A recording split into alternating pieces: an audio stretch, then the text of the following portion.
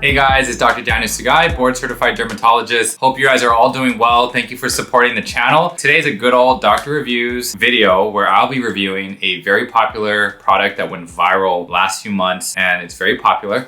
It is the Roche-Posay Effaclar Duo, and this is the Effaclar Duo that you find in the United States, not in Europe, say, where that's the Effaclar Duo Plus. That one's different. So we'll be talking about the differences, and I'm going to specifically do a Dr. Sugai reviews on this product today. So hopefully this video is helpful for you guys. Let's talk about the Effaclar Duo. I've been recommending this to my patients for quite some time. I've been using it personally for myself. My wife has been using it as well. And this is great for spot treating acne. Now, when I see people using this product on TikTok, they're applying it to a good amount of their face. Now, for me as a dermatologist, I deal with acne on a daily basis, treating people, diagnosing various forms of acne, whether it's acne rosacea, hormonal acne, or just your teenage acne. That can scar or not scar. It can be inflammatory, where you're getting red, painful bumps, deep cystic acne, pustular acne, where you have pus-filled bumps, or just comedonal, where you have open comedones, which you have blackheads, or closed comedones, whiteheads. So you can treat them differently, and typically retinoids like tretinoin, adapalene, those are great things you can do for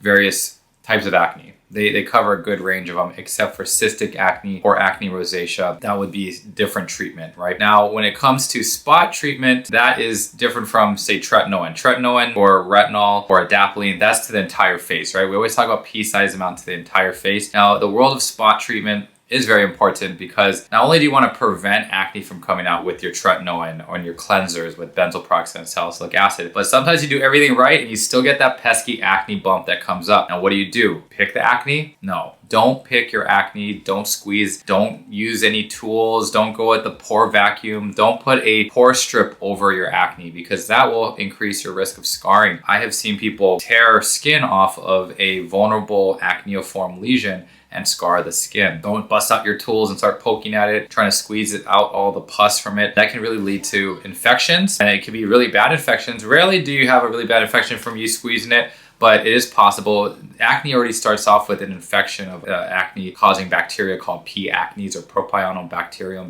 acnes. They've changed the name on that a little bit, but from my training, it's always been P. acnes, the cause of acne, where you have the bacteria in your pore, your trapped sebum feeds the bacteria, and it causes inflammation in that pore/hair follicle, that hair follicular unit, and causes an angry bump. We have various medications out there to help treat it, but do not go and squeeze it with your dirty nails, introducing different bacteria. I see it occasionally, not often, thankfully, so thank you guys for not doing it too often. But if it does happen, they say the triangle of death, or the danger zone here, the triangle around your right here over your face, that can really increase your risk of deeper infections that could go to your brain, like a straight shot to your brain. So that is extremely rare for it to happen, but we just like to talk about it because we don't want you guys doing that. We don't want to have depressed scars. We don't want to have other weird infections with crazy bacteria that's hard to treat. So just don't pop your acne. I'm okay with pimple patches. Hydrocolloid patches are fine. That will really draw out the impurities. It doesn't help in treatment of the acne a lot of times, but it does help protect you from picking at your acne, or if you're, say, wearing a mask. I wear a mask for surgery. If you want to protect your acne from rubbing. So I'm okay with hydrocolloid patches. Different from, say, a pore strip, which is meant to pull out all the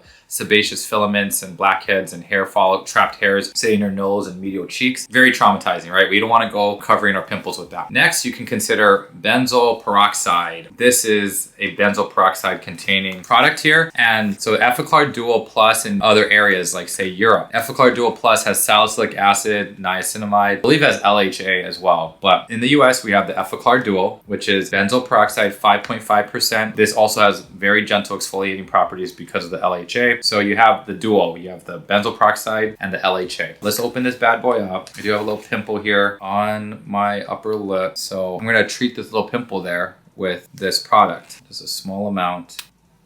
That's kind of a lot there for one pimple. That's all you need. Just a small amount. And you can do that bedtime and leave it up there while you sleep. The benzoyl peroxide is meant to go into the pore and kind of kill that bacteria. It's antimicrobial, kills bacteria that causes acne. It also has some exfoliating properties itself, benzoyl peroxide. Just know that benzoyl peroxide can bleach your clothes, it can bleach your towels, your sheets. So maybe before laying down the pillow, you wanna make sure this is dry. Also, don't go wiping your hands on with the benzoyl peroxide on your finger. Wash your hands right after. You don't want it to touch your nice clothes because it can bleach it. Salicylic acid will not bleach your fabrics. That's different, but for the Effaclar Duo benzoyl peroxide, be careful with bleaching. So whether it's a cleanser or a leave-on benzoyl peroxide, you want to be careful of the bleaching properties of it. But I love benzoyl peroxide. I love it as a cleanser. CeraVe makes a good one. Panoxyl, Clean and Clear. Those are all brands that make benzoyl peroxide cleansers between 4 to 10%. I even wash my body with benzoyl peroxide cleansers after a workout to clean out the pores so you don't get body acne. So people using this to treat whiteheads, blackheads too, go ahead. You can do a little bit of that on your nose, put a thin film. If you have a little extra, you can go ahead and treat the top of your nose there. I would be careful though using this the same day as a retinoid. No, a retinoid would be retinol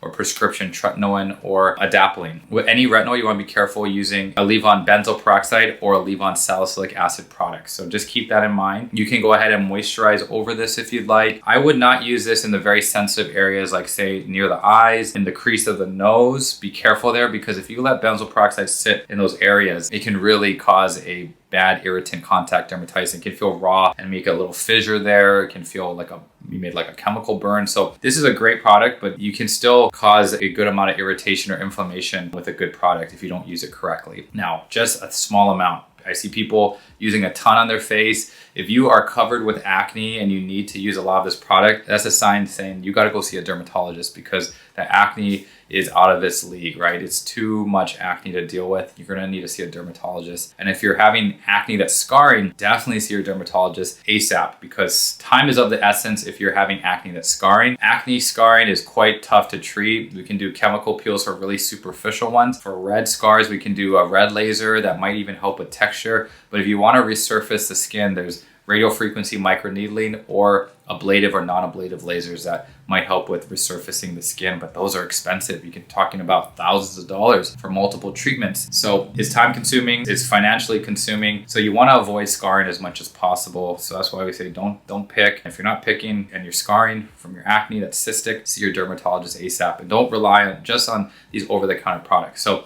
I give this a thumbs up. It's not too irritating. My wife uses it. I use it for spot treatment, different from a retinoid that you apply to your entire face for prevention and for treatment. This is pure treatment in my eyes as a dermatologist. You can still incorporate this into your routine, but just be careful not to mix it with, say, another leave-on exfoliant like salicylic acid. I know everyone talks about Paula's Choice BHA leave-on solution, which is great. It's a great product, but don't mix that with this. Don't layer the two. Maybe you could do this in night and then the next day you could do a little Paula's Choice the following day, but I wouldn't layer them together, okay? This probably won't react with your vitamin C serums. If you want to do niacinamide serums with this, totally fine. They don't interact together. I just worry about the things that can cause have a high chance of causing irritation as a leave-on product, whether it's a retinoid or the leave-on exfoliants. So Dr. Sky is going to give this an 8 out of 10 or 4 out of 5 shakas. It's a solid product, only 30 something bucks you can get at your local store, like say at Target or Amazon. This is a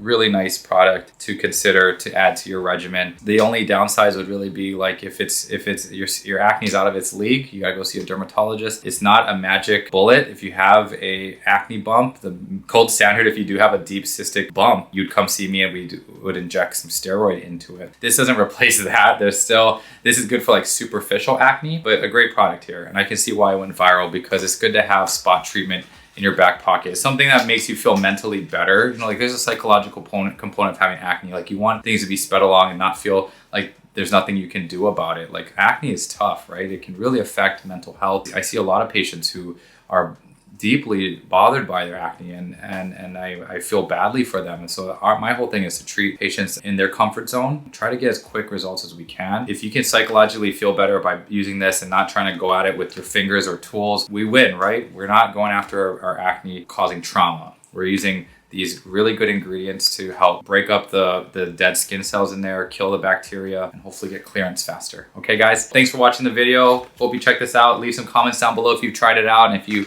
can tolerate benzoyl peroxide all right. Please share with your friends who have acne. Please subscribe to the channel, and I'll see you guys for the next video. Peace.